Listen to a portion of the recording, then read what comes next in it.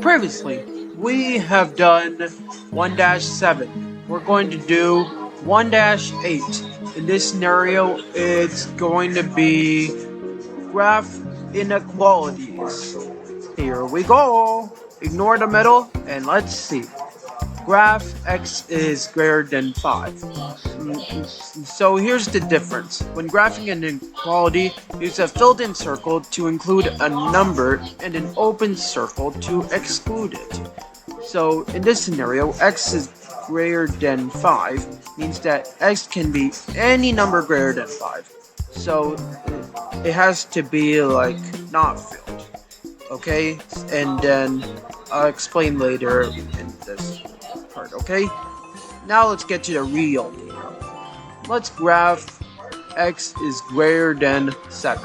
So plot the endpoints, select an endpoint to change it from closed to open. Select the middle of the segment, ray or line to delete it.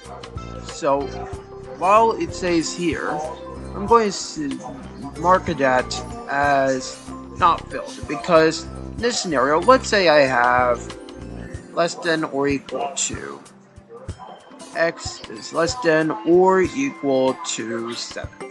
So then it'll be the same thing except it may be different, but it'll just be closed, okay? Sorry for this discombobulation, but bear with me.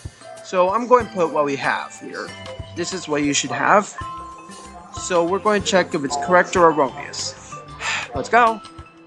Yeehaw! Well, I know it worked. That's how you do it, guys. We hope you enjoyed. So we'll see you on part 2 of Wednesday. An idea that's going to keep going on as we study SAT math is graphing inequalities. So this is our second part, which means it's our intro. So let's get to it. Graph x is greater than or equal to 82. So plot the endpoints. Select an endpoint to change it from closed to open. Select the middle of the segment, ray or line to delete it. So what we can prove is that it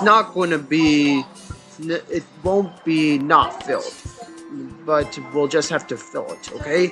I'm going to explain to you why. Because it's not greater than, and then it would be like not less than. So it'd be greater than or equal to, so it will be closed, okay? And it will go that way. So I'm going to say this is what you should have, and it may discombobulate you, but bear with me. I've been through times like this when I was your age. Anyway, enough chit chat. Let's check if it's correct or erroneous. Let's go. Yeehaw! Well, you know it worked. That's how you do it, guys. We hope you enjoyed. So see you on part 3. Au revoir. Okay guys, we're on our third part, so sorry about the questions. So I'll explain to you why later, okay? So anyway, we're asked to graph x is greater than or equal to 640. Now we have discussed that it has to be filled if it's greater than or equal to or less than or equal to. If it's greater than and then less than, it's going to be not filled. Okay, so moving on, we're going to do this and then that. So I'm going to say that is what we have here. This is what you should get. Okay, so we're going to check if it's correct or erroneous. Let's go. Yeehaw! We know it worked. Outstanding. You have mastered the skill and earned a gold medal. Win more prizes, keep practicing. And yes, I had some trials and errors. Because it says it said like the wrong number. Yeah, sometimes high schoolers get that sometimes.